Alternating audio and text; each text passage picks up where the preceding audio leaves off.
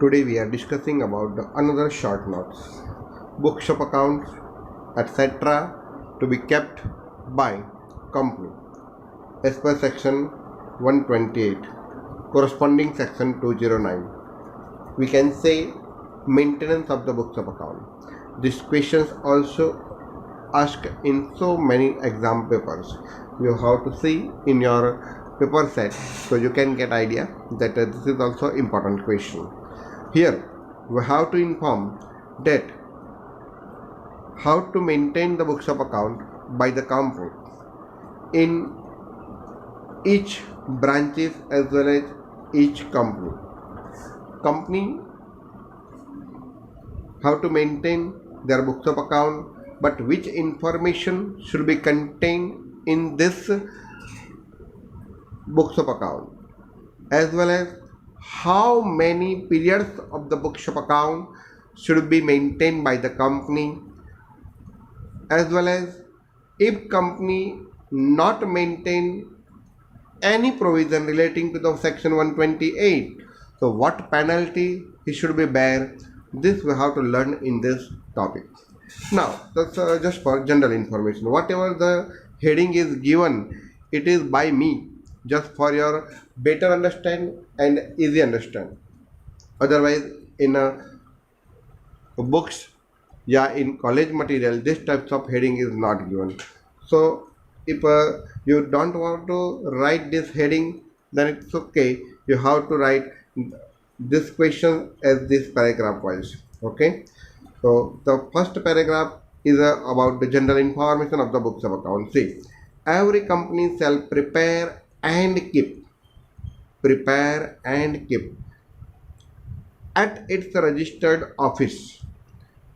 It means દરેક કંપનીએ પોતે પોતાના રજિસ્ટર્ડ ઓફિસમાં પ્રિપેર કરવા જોઈએ અને કીપ રાખવા જોઈએ. શું? Books of account and other relevant books and paper. Other relevant books means books of account which are as per the act, which are requirement as per the act. Other relevant books means labor information, cost information, your inventory information. This is the other relevant book. And papers means documents, as well as and financial statement, that is P&L account, balance sheet, cash flow statement, fund flow statement, etc. These are the financial statement. Financial statement is not only the P&L and balance sheet. You try to understand. Cash flow statement, CFS, fund flow statement, FFS is also included in the financial statement for every financial year. That means every company shall prepare books of account, other relevant books and papers and financial statement for every financial year and keep it at its registered office. Such books should give, આ જે books રાખેલા છે કેવા હોવા જોઈએ, gives a true and fair view of the state of affairs of the company, including that of branch office or offices. Here you have to see, if the company has a one office, then office. If company has more than one office, then offices. So all the data of the company as well as its branches show true and fair view, as well as and either the transactions effected both at registered office and its branches. શું કહે છે કે આ ટ્રાન્ઝેક્શનમાં true અને ફેર view હોવા જોઈએ અને એ transaction affected હોવા જોઈએ, એટલે કે એના રિલેટેડ હોવા જોઈએ. Registered office both at registered office and its branches. Explain the transaction effected means a transaction ક્યાંના છે, રજિસ્ટર્ડ ઓફિસના છે, બ્રાન્ચીસના છે, એ પણ દર્શાવતા હોવા જોઈએ. Such books of accounts shall be kept on accrual basis. Means company જે books of account maintain કરશે કયા basis પર maintain કરશે? Accrual basis and according to the double entry system of accounting. This is the information that the books of account keeps. Whatever information, it is on the accrual basis and as per the double entry system. Provide that all or any of the books of account aforesaid means this books of account, other relevant information and papers and financial statement, provided that all or any of the books of account aforesaid and other relevant paper may be kept at such other place in India as the board of directors may decide. Here we have to say that this books of account should be maintained at registered office, yeah, its branches. But here the information is given, if the board of directors decided to place another place, then he may kept this books of account in another place also. When such a decision is taken, but જ્યારે તમે board of director તરીકે તમે decision લો કે અમારે registered office પર પણ નથી મૂકવા કે બ્રાન્ચીસ પર પણ નથી મૂકવા, કોઈક અલગ જગ્યાએ મૂકવા છે, તો તે ડિસિઝનની ઇન્ફોર્મેશન તમારે આપવી પડે. The company when such a decision is taken by the company, where such decision is taken, the company shall inform. જ્યારે આ ડિસિઝન લો ત્યારે કંપનીએ શું કરવું પડે? ઇન્ફોર્મ કરવું જોઈએ. Within 7 days, this is the important point, 7 days thereof. કોને ઇન્ફોર્મ કરવા જોઈએ? To the registrar a notice. તો કંપનીએ એને રજિસ્ટ્રારને નોટિસ દ્વારા ઇન્ફોર્મ કરવા જોઈએ. ઇન રાઇટિંગ, એ પણ કેવી રીતના? ઇન રાઇટિંગ, એવું નહીં કે એડ્રેસ ઈમેલ કરીને કરી દો. And full address of that other place, giving the full address of that other place. ખાલી ઇન્ફોર્મ કરવાને એવું નહીં, એ કઈ જગ્યાએ રાખ્યા છે એનું ફૂલ એડ્રેસ પણ આપવું જોઈએ. The company may keep such records of accounts or other relevant paper in electronic mode. એવું જરૂરી નથી કે તમારે ફિઝિકલ મોડમાં જ હોવું જોઈએ. ફિઝિકલ મોડ એટલે આપણે જે બુક્સ ઓફ અકાઉન્ટ રાખીએ છીએ ફિઝિકલ મોડ, પણ સપોઝ કે એનું તમે સ્કેનિંગ કરી દો સ્કેનર દ્વારા અને તમે ઇલેક્ટ્રોનિક મોડમાં રાખવા માગતા હોય તો પણ તમે રાખી શકો છો.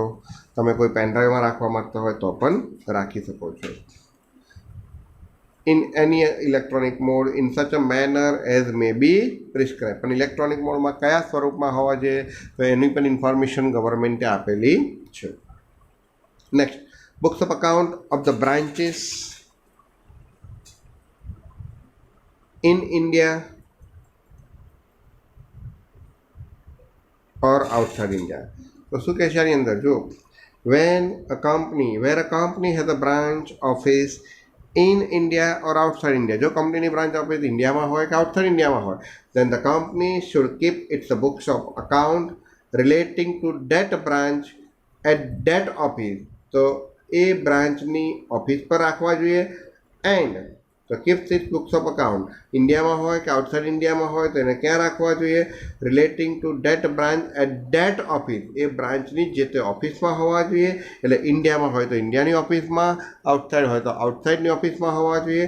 And proper summarise return periodically, અને એનું સમરાઇઝ રિટર્ન એટલે કે ડિટેલ નહીં પરંતુ એની મેઇન મેટર્સ તમારે કોને મોકલવી જોઈએ? Sent by branch office to company. જે આગળ આપણે જોઈ ગયા તે કે દરેક બ્રાન્ચના ઓડિટરે કંપનીના મેઇન ઓડિટરને એનું રિટર્નની કોપી, એના સમરાઇઝ રિટર્નની કોપી મોકલવી જોઈએ. તો એ અહીં આગળ કહે છે proper summarise return periodically are sent by the branch office to company at its registered office or other place referred in subsection 1 act. એટલે અહીંયા આગળ આપણે કીધું ને કે કંપની સપોઝ કે બુક્સ ઓફ અકાઉન્ટ પોતાના રજિસ્ટર્ડ ઓફિસ કે બ્રાન્ચમાં ના રાખવા માગતી હોય તો એ પોતે બોર્ડ ઓફ ડાયરેક્ટર્સ અધર પ્લેસે રાખવા માગે તો એ રાખી શકે છે, પરંતુ એનું ફૂલ એડ્રેસ મોકલાવવું જોઈએ. તો અહીંયા આગળ એ જ કહે છે કે બ્રાન્ચને પણ ખબર હોવી જોઈએ કે બોર્ડ ઓફ ડાયરેક્ટર્સે ક્યાં અધર પ્લેસમાં એ પોતે બુક્સ ઓફ અકાઉન્ટ મેન્ટેન કરે છે. તો એ અધર પ્લેસની અંદર એના બ્રાન્ચના જે સમરાઇઝ રિટર્ન છે એ પિરિયોડિકલી મોકલવા જોઈએ. પિરિયોડિકલી એટલે ક્વાર્ટરલી કહેતો ક્વાર્ટરલી, હાફ યરલી કહેતો હાફ યરલી, મંથલી કહેતો મંથલી. પહેલો point general information. Second point books of account of the branches. Now books of account of the company within India or outside India. તો શું કહે છે? જો India હોય તો શું આવે અને આઉટસાઇડ ઇન્ડિયા હોય તો શું આવે? તો આ ફર્સ્ટ પોઈન્ટ જે છે ઇન ઇન્ડિયાની વાત છે અને સેકન્ડ પોઈન્ટ છે એ આઉટસાઇડ ઇન્ડિયાની વાત છે. The books of account and other books and papers maintained by the company, જે બુક્સ ઓફ અકાઉન્ટ છે અને અધર બુક છે કે જે કંપની મેન્ટેન કરે છે within India shall be open during the business hour. કયા સમયમાં?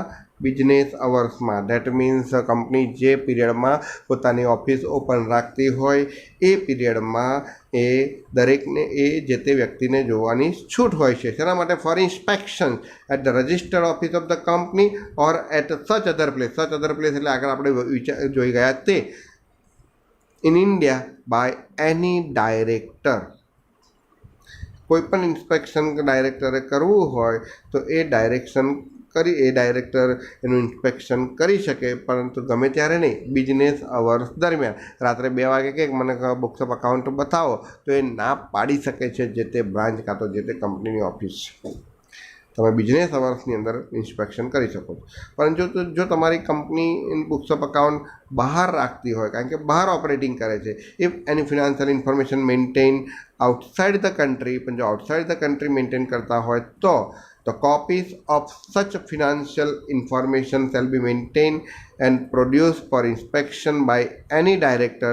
તો જે તે કંપનીના ડાયરેક્ટર દ્વારા એને મેન્ટેન કરવું જોઈએ, એના ફાઇનાન્શિયલ ઇન્ફોર્મેશન અને પ્રોડ્યુસ કરવા જોઈએ. પ્રોડ્યુસ કરવું એટલે અહીંયા આગળ રજૂ કરવું. અહીંયા પ્રોડ્યુસ કરવાનો મતલબ શું? રજૂ કરવું. અને director subject to such condition as may be prescribe. એટલે અહીંયા કીધું છે કે જો તમે મેન્ટેન કરતા હોય તો ઓપન અવર્સ દરમિયાન કોઈ પણ ડાયરેક્ટર દ્વારા એને ઇન્સ્પેક્શન માટે રજિસ્ટર્ડ ઓફિસે કે અધર પ્લેસે દર્શાવવા જોઈએ. ડેટ મીન્સ એને શો કરવા જોઈએ. ધારો કે કોઈ ઇન્કમટેક્સ ઓફિસર આવ્યો અને કહે કે મારે બુક્સ ઓફ અકાઉન્ટ જોવા છે, તો ડાયરેક્ટર્સ એને બતાવતો હોવો જોઈએ ઇન્સ્પેક્શન માટે. પણ ક્યારે? બિઝનેસ અવર્સમાં. અને અહીંયા આગળ આઉટસાઇડ ઇન્ડિયામાં કીધું છે. એટલે પહેલો પોઈન્ટ જનરલ ઇન્ફોર્મેશન, બીજો point books of account of the branches in India or outside India, અને ત્રીજો point books of account of a company in India or outside India, provided that એમાં કન્ડિશન આપેલી છે, provided that the inspection in respect of any subsidiary of the company shall be done. પણ કંપનીના કોઈ subsidiary દ્વારા inspection કરવામાં આવે, inspection in respect of any subsidiary company.